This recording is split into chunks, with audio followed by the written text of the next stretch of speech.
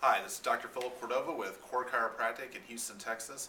Today I'm going to answer a question that's asked all the time in our office, and that is, how long do I have to come?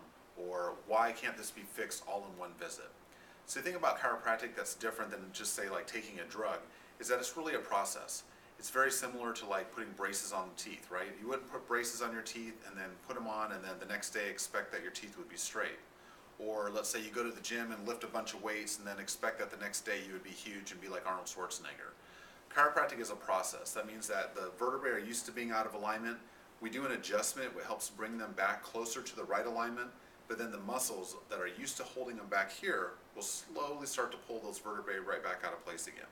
So generally what we do is a series of adjustments. That means we do an adjustment, the muscle starts to pull it back, we adjust it again, and over the course of a few days, a few weeks, in some cases a few months, the vertebrae will learn how to stay into that right position and people will start to get the results that they're after. So why can't we fix you all in one visit? It's just not how chiropractic works, and it's important to us that you do get that right result.